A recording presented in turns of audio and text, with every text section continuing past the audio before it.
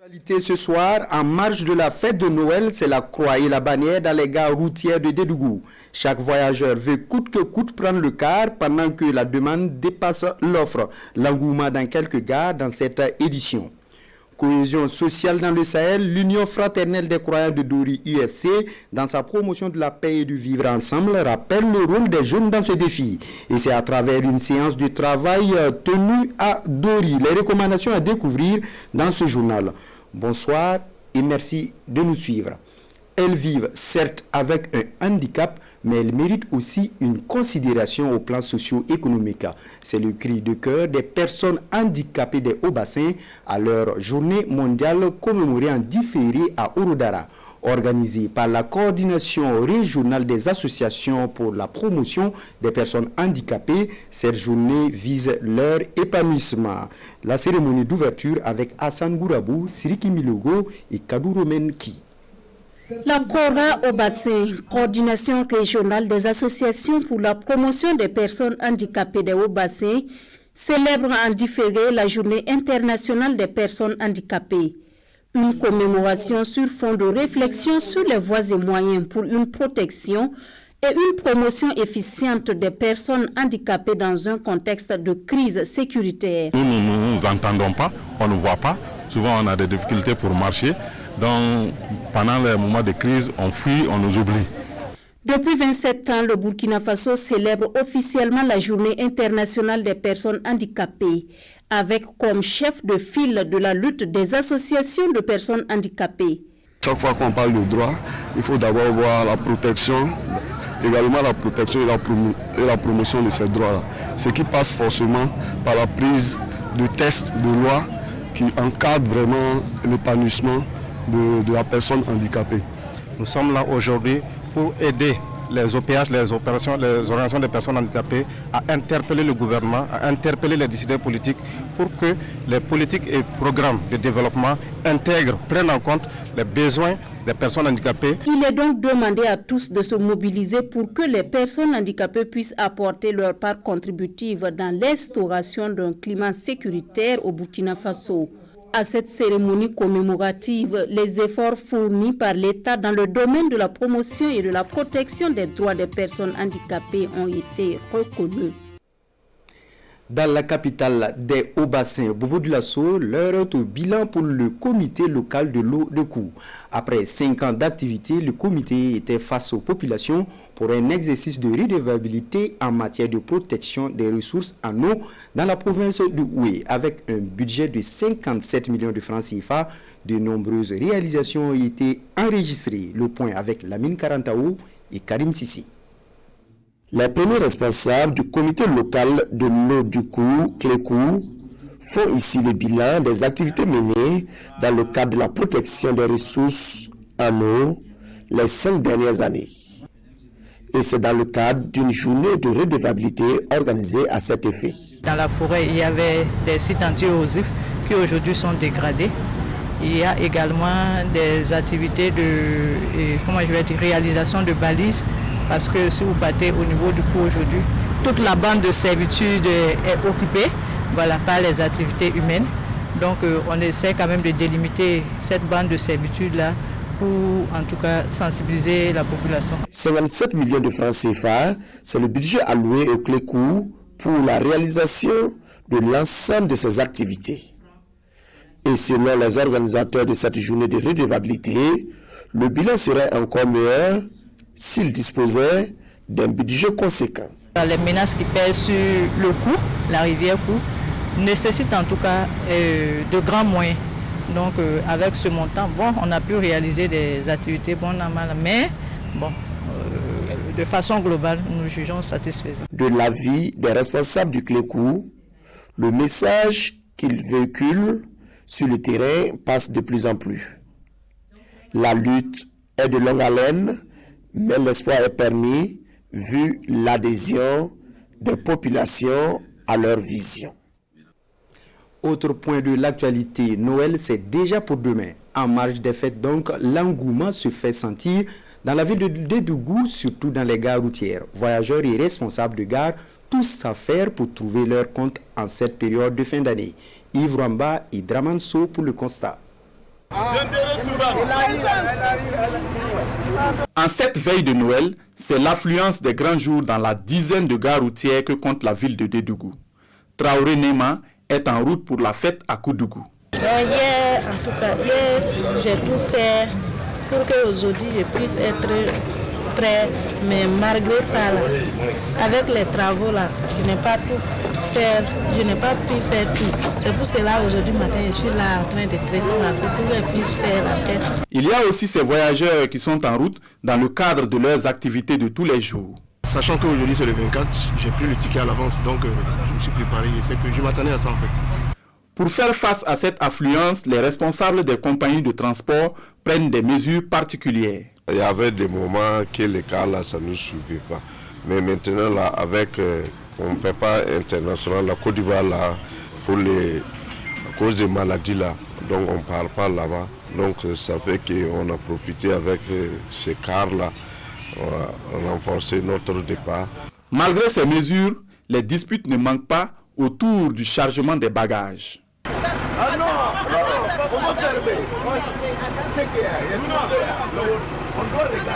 L'ensemble des compagnies de transport de la ville de Dédougou disent être prêts pour assurer un agréable réveillon aux voyageurs.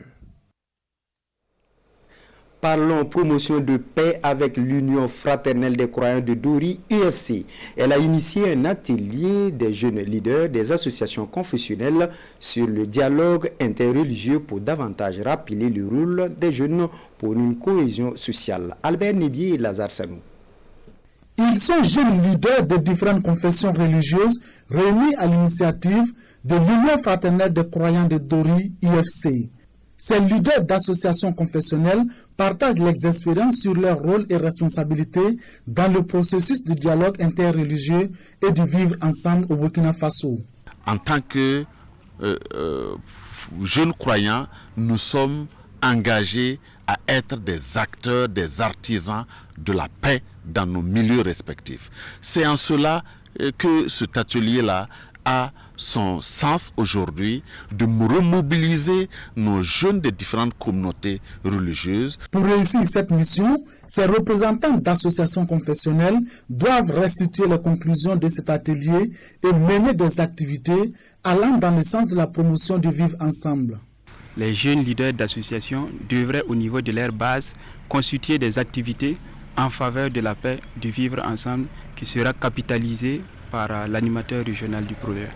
Alors, nous pensons en tout cas à la fin de cette activité, nous serons capables d'établir un plan d'activité de la vigier et de promouvoir le dialogue interreligieux. Cette rencontre est l'une des activités du projet promotion du dialogue interreligieux, de la paix et de vivre ensemble au Burkina Faso.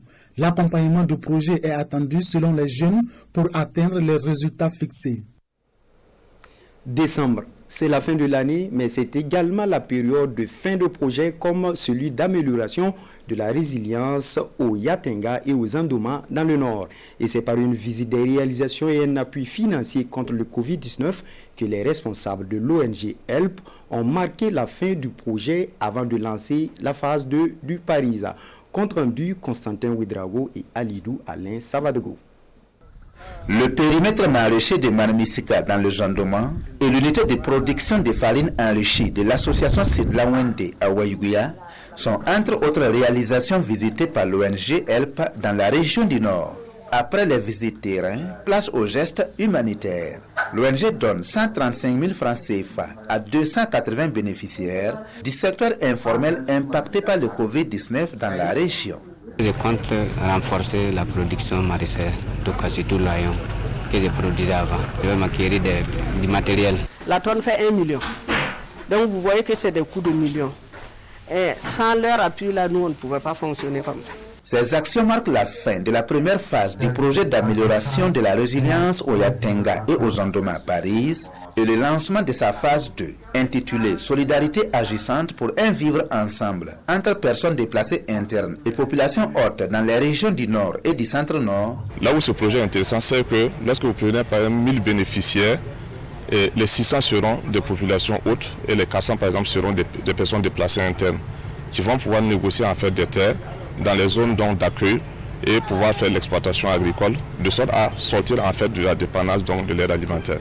Nous sommes en train de dérouler en tout cas tous les résultats que nous attendons et je crois que c'est essentiel. Et je voudrais vraiment que tout ce qui est prévu pour être mis en œuvre connaisse les mêmes résultats. La phase 2 du projet prend fin en 2022. La santé, la sécurité alimentaire, les moyens d'existence et l'urgence humanitaire sont entre autres domaines d'intervention de l'ONG HELP dans la région du Nord. Justement, lutte contre le Covid-19, du renfort dans le secteur de la santé. L'école professionnelle privée de santé de Fada met à la disposition de ce secteur 147 nouveaux agents. Composés d'infirmiers, de sages-femmes et d'agents itinérants de santé, ils ont été formés de 2 à 3 ans. La prestation de serment avec Justin Tiendrebego et Rasmata Ouidrago. Ceci n'est pas un simple slogan, mais plutôt un serment de 147 impétrants de l'école professionnelle privée de santé de Fada. Une cuvée composée de sages-femmes, d'infirmiers et d'agents itinérants de santé et d'hygiène communautaire, baptisée Promotion toutes et tous pour la santé. J'ai rappelé à mes filles que la maladie n'a pas de religion. La maladie n'a pas d'ethnie. J'insiste beaucoup sur l'accueil parce qu'aujourd'hui, dans les structures de santé, c'est avec regret que nous disons que vraiment les malades ne sont pas toujours bien accueillis. Avec un taux de succès de 96%, c'est avec une oreille attentive que ces professionnels de santé promettent de faire de la loyauté, l'intégrité et l'équité leur priorité. C'est vraiment un moment tant entendu. Il faut bien accueillir les patients. Il ne faut pas les négliger parce que tout patient a besoin du respect, de la dignité. Pour qu'ils respectent notre devise, la conscience, le professionnalisme et le succès. Nous sommes dans un monde compétitif. Si nous ne sommes pas compétents, c'est délicat. Au total, 695 élèves ont marqué leur passage à l'école professionnelle privée de santé de Fada, où plus de 5 nationalités se côtoient actuellement. À Kaya, l'heure était également à la fête dimanche dernier, la fête traditionnelle de Nabakoum du San Matenga, une fête coutumière qui marque le début d'une nouvelle année, symbole de communion entre les fils et les filles de la localité. Reportage Amadou Ouidrago et Jacques Ouidrago. Danse traditionnelle, allégeance à Nabakoum du San Matenga, des repas communautaires et des prestations d'artistes sont les temps forts de cette fête traditionnelle de Napoussoum. Cette cérémonie qui marque le début d'une nouvelle année a connu la participation des chefs venus d'autres régions du Burkina.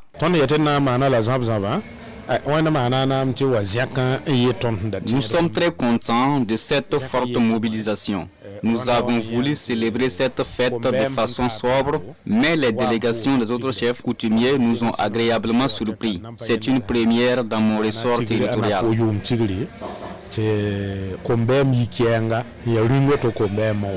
Venus de Koudougou, Manga et Zorgo, les chefs coutumiers ont honoré de leur présence la fête traditionnelle du Nabakoum du San Matenga, une démarche qui vise à renforcer la cohésion sociale et le vivre ensemble au Burkina Faso.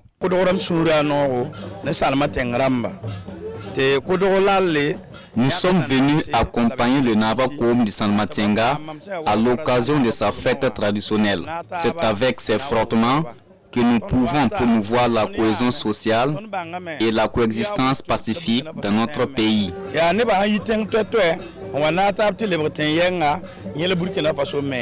Chefs coutumiers, autorités régionales, tous dans leur message ont souhaité le retour de la paix au Burkina Faso. Ils promettent de conjuguer leurs efforts pour lutter contre le terrorisme, surtout dans la région du centre-nord, qui compte le plus grand nombre de déplacés internes dans notre pays. Point final pour l'actualité dans les régions. Merci pour votre fidélité et bonne fête de la Nativité.